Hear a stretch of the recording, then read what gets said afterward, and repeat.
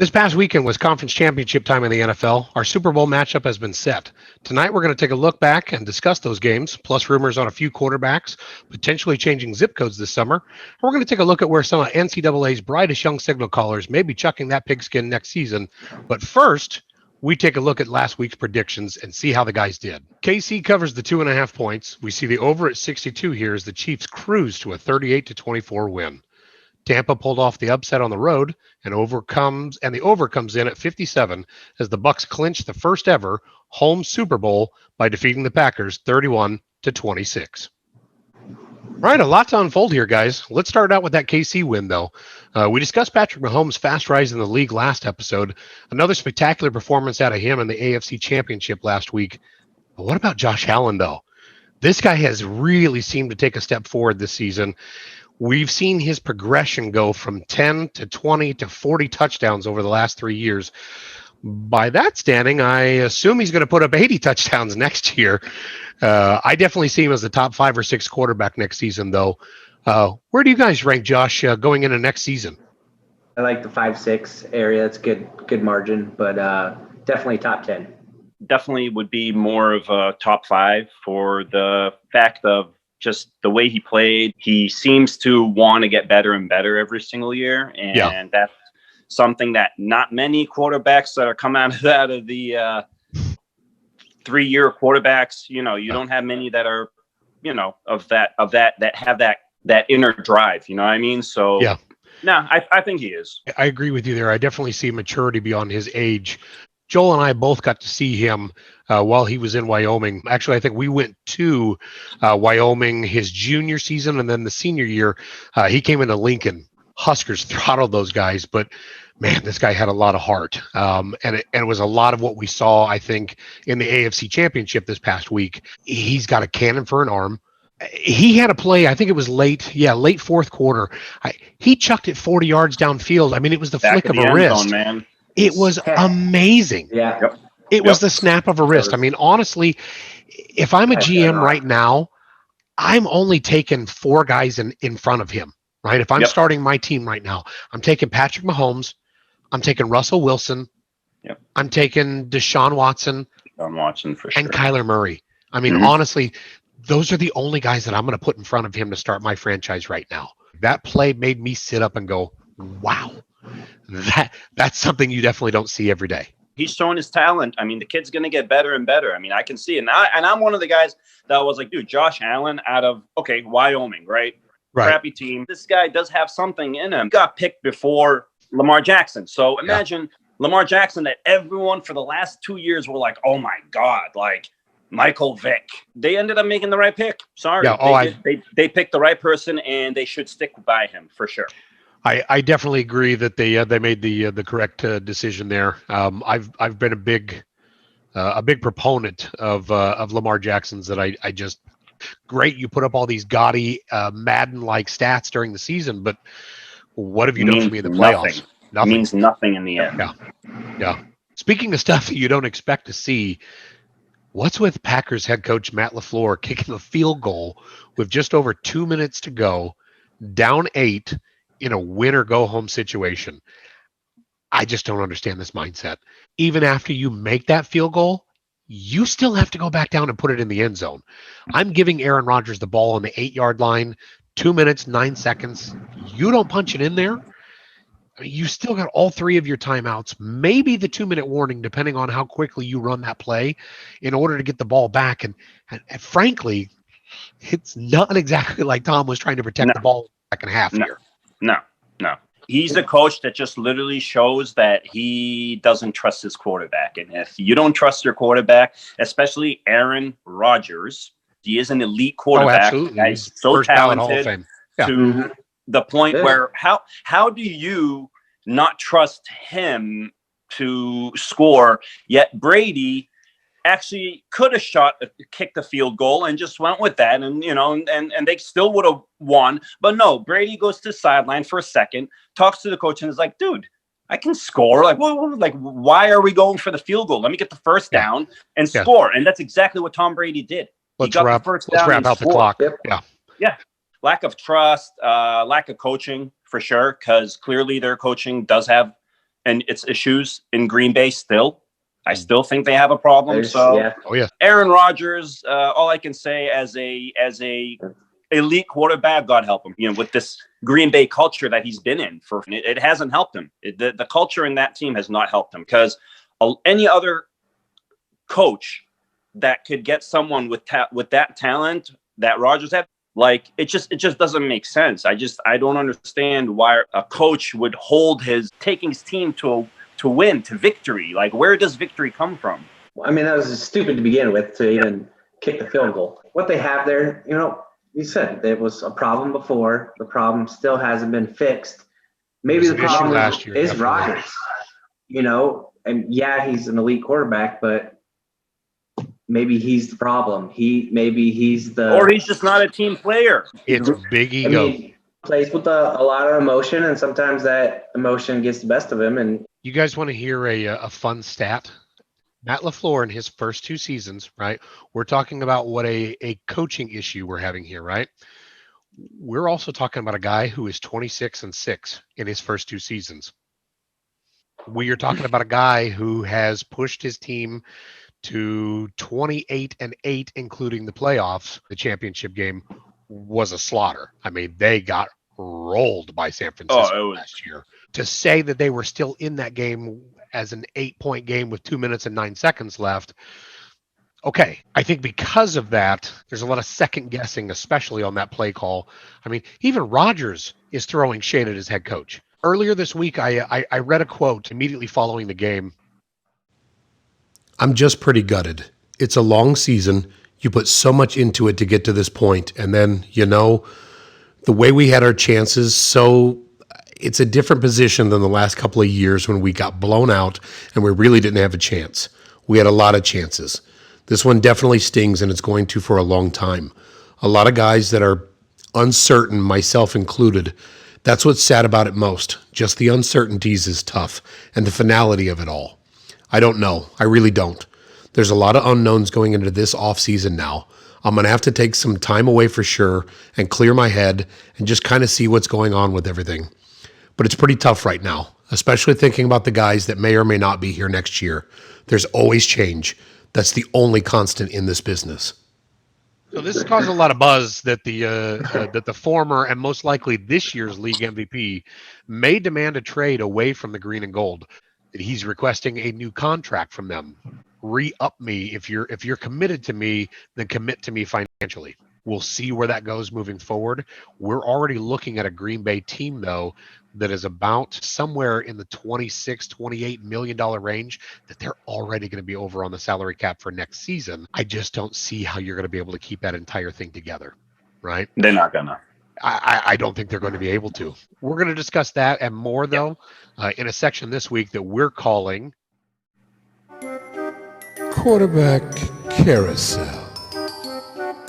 When you really break it down, though, there may only be a handful of teams that 100% would not take a quarterback in the first round, given the right scenario this year, right? So you got Kansas City with Mahomes, right? We've got Josh Allen, right? Buffalo, we just discussed with Josh Allen. Cincinnati, they got Joe Burrow. I loved what I saw out of Joe this year. You got the LA Chargers. You got Justin Herbert. That guy lit the world on fire. We'll find out on Sunday. We'll find out on Sunday here. Is he going to be the offensive rookie of the year, or is that going to come down to Justin Jefferson, the wide receiver from Minnesota? I think it's a 2-man race there. Arizona and Seattle, obviously, I discussed with you guys earlier. Love Kyler Murray. Love Russell Wilson. Love what they bring. The mobility, the smarts, and then probably Green Bay. And I throw Green Bay in there only because I think you're either going to get Rodgers back on board, right? It's going to be that Matt LaFleur. No, absolutely not. He's going to be here. He better be here. We need him. But I think if they can't make that work, I think if they do trade him off, you just drafted Jordan Love in the draft last year in the first round, right? I don't see them going back and double dipping in the first round for another quarterback. No. The Packers front office is trying to mend that fence, right? There's already rumors flying around that him and LaFleur were feuding last season. San Francisco comes right to mind as a potential landing spot. From Cal, There's no doubt that the 49ers have seen all they need to see out of Jimmy G. Frankly, I think we might see Jimmy G make his way In New back up Yep. to the Northeast. Yep. Maybe that's Belichick's chip, right? Like I think that is. Yeah, Yeah. I think he's going to end up because I think that's Belichick's redemption game, I guess. Like that's his way of being like, well, you know what? I mean, I told you guys that's what I wanted. You got rid of him, and you know, and I want him back. I mean, that might be it. You know, he might be just still sold on Garoppolo, which I could see it happening, and I see. Garoppolo definitely drank Belichick's Kool-Aid. He definitely loved it. He was all about the system. Granted, whether the system is really legit or not, I mean, we don't know. I mean, because with what Tom Brady has been doing, I was the guy. I was for the system, and I said it before, and I still don't know. I'm not going to know till next year, honestly, until I can see if they really do make a legit move. Yeah. Patriots need 3 quarterbacks without a doubt. Brian Hoyer, bum. Stidham, absolute bum. Wasn't even worth me even watching him.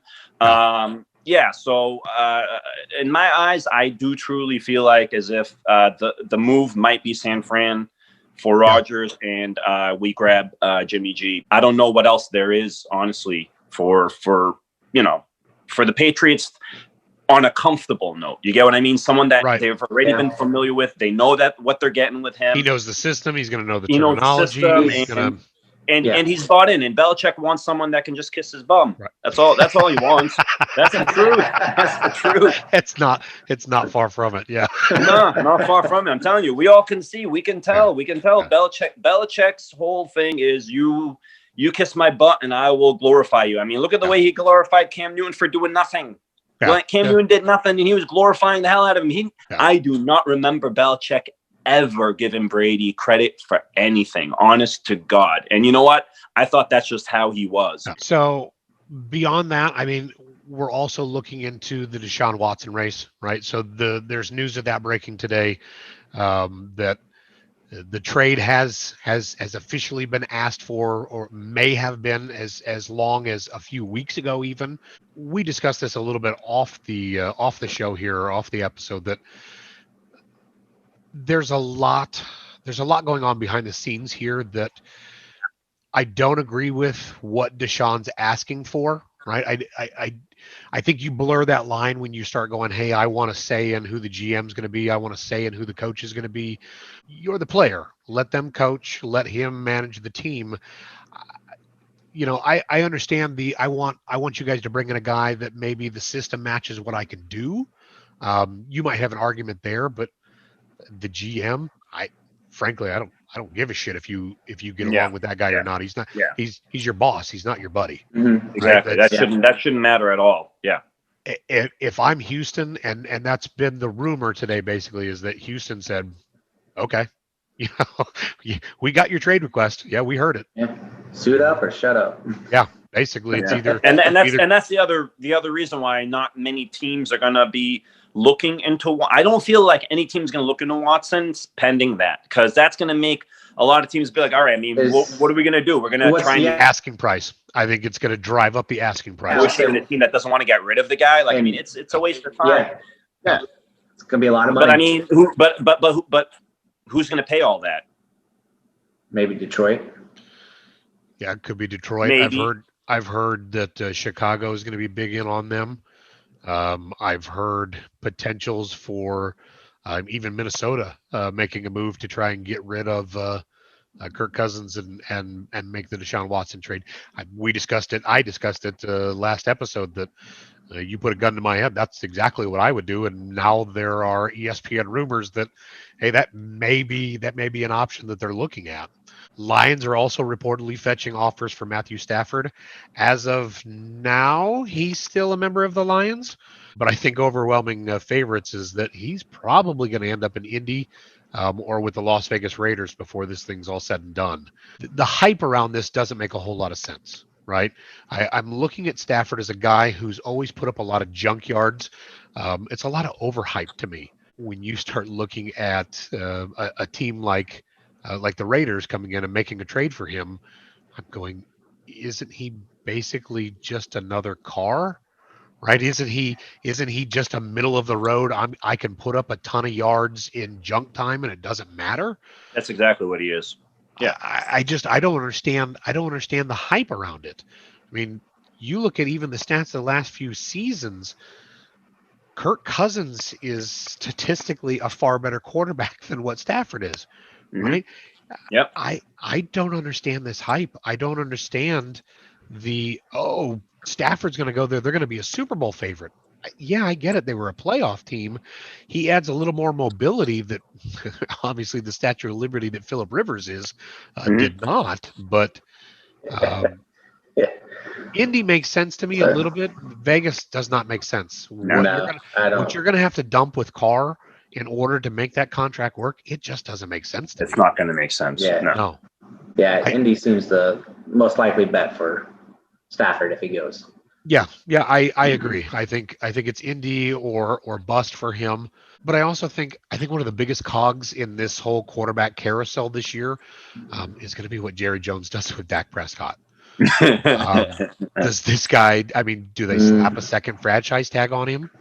Can they get a deal with him done in the offseason? Do you want to sign a new contract for somebody coming off of that horrific injury? By all reports, knowing Jerry Jones, he's going to do it. I would have thought that he would have signed him before last season. Yeah, I know, but Jerry Jones, I don't know. He's a really rich guy, but I don't know. I don't think he knows where to put his money. That's what I think. No, Jerry needs to hire a GM and step the hell out. Yeah. This guy's still trying to live the glory days of the 80s and 90s, and no one's bothered to tell him that. Yeah. We're not in the 80s and 90s anymore. They have an elite team, and they still can't freaking get themselves together. I mean, Yeah. It's like what else can you do? You have put together almost a super team, kind of like what Brady has, and yet you just absolutely you can't get out of your own way. You can't even make it to the freaking playoffs consistently. That just shows you. I mean, poor management of the franchise. Yeah. Simple as that. Yeah. That's what happens when you got an overactive owner that refuses to give up the reins. So looking ahead to the draft, I think it's safe to say that we're going to likely see at least 4 quarterbacks in the first round. Maybe 5 or 6 if you include a Mac Jones from Alabama or Kyle Trask out of Florida, and they sneak into the back end of the round. But the 4 for sure, I think that you can go ahead and pencil in is going to be Trevor Lawrence out of Clemson, Zach Wilson out of BYU, Justin Fields from the Ohio State, and Trey Lance out of North Dakota State. For the sake of time, I think we can just go ahead and put Trevor Lawrence in Duval County. This one's a no-brainer. He's been the projected number 1 overall pick for basically the last 2 years. The 2021 draft should basically just begin with the New York Jets on the clock, which coincidentally may be right where they take their next future franchise quarterback. Real wild card here for me, though, guys, is Trey Lance. This guy has been really impressive. Has got deep range, moves like a wide receiver when he escapes the pocket. He has had some accuracy issues in the past and missed most of the 2020 season when NDSU decided they were only going to play 1 exhibition game this fall. So that does concern you a little bit, knocking that rust off. You're coming up from an inferior competition and having a season off. But I think the physical tools are all there for this guy. This is highest ceiling, lowest floor for me. But potentially all of our teams may be looking at quarterbacks this year as well. Any of these guys that you guys want on your team to target? For me, frankly, like I said, I'd love to see Trey Lance sitting there at 14 for Minnesota, either to take for themselves or to sell to the highest bidder and try and get them, for those teams trying to get themselves ahead of New England at 15, would be potentially targeting Trey Lance if he falls here. Tampa will be sitting at 31 or 32, just depending on what happens in the Super Bowl. Could be a really good spot for them also to grab a quarterback of the future. Let them sit there for a year behind Tom. At least 1 season, let them sit behind Tom there where you've got that 5th-year option. Anybody from this list that you guys like, or maybe one of the guys that I left off, the Mac Jones, the tail end of that draft there, the Mac Jones, the Kyle Trasks, anybody that you guys have had your eyes on that you like? Yeah, I mean, I think Mac Jones wouldn't be out of the discussion for New England. New England needs 3 quarterbacks without a doubt. They have to grab someone from the draft as well as someone that's currently playing in the NFL right now. It's simple as that. You grab someone, Matthew Stafford, Garoppolo, and then you put, you put a Trey Lance, someone behind him, and groom. Like you said, you groom him and you grow him into the system. You teach him. You make him the next legit quarterback for your franchise, and you tag the guy, and that's how it should go. What about you, Joel? We talked about last week about using first round talent, especially when you're in a Super Bowl window, which I think is pretty clear Tampa is in right now. Is it wise with a 44-year-old starter to just go, you know what, we'll wait another year? Or is it time now to start thinking about who do we grab? Do we grab a guy at the tail end of the first round? Or maybe there's a middle round guy that, that they nab and Bruce Arians takes a year or two to groom to take over eventually. I think they're probably going to look to more middle round.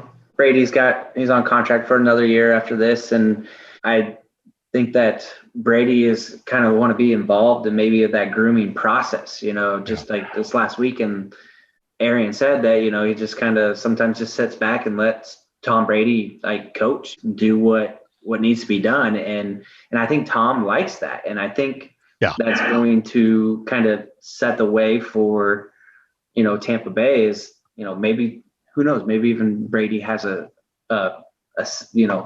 suggestion for, this future incoming quarterback, someone that he may have a rapport with that he would like to, see through and help them become the next GOAT, So Well, that's not some big expectations to live up to. Right. I mean, worth a shot though. But I see it, Brady, he's 44. He's getting old. When does it stop? Is he in his prime? No, he's not in his prime, but the guy is just unstoppable. What he's done for Tampa is just amazing. He is the GOAT of the postseason. Yeah. He's won. He's got the most postseason wins. Yeah. It's double. Double. It's double the next person. 33 compared to everyone else. He's double every single other great quarterback out there. I think the next one up on the list was is it Montana? Yeah, I think it's like Montana at like 15, like 14, 16, something like that. I'd like to see him stick around Tampa for a while, whether it's playing or coaching, finds himself on the staff, Yeah. Dude, imagine he just wins it and walks Tampa away. Bay, TB, Tom Brady, it's great marketing. Crazy. I know, right? It's crazy. The stuff writes itself, right? It's catchy. It's very catchy. And the funny thing, me living in Florida, every time I used to see TB, I used to always think Tom Brady. It's the craziest thing. Yeah. Anytime people wearing Tampa Bay Ray hats or whatever, I'd see TB, I'd honestly always think Tom Brady. And then seeing how that just resonated, funny. And Tom Brady actually ends up going to Tampa Bay. TB 12. Why not? You cannot write this shit, dude. You just cannot write it, man. Yeah. It's crazy. Yeah. But what do you think? Is there a quarterback in this rookie class that you'd like for your team? Should your team try to trade for Rodgers, Watson, maybe even Stafford? Tell us your thoughts in the comments down below. Subscribe for more of our takes. And until then, check out our Facebook page and the details. And remember, you don't score until you score. That's right, baby!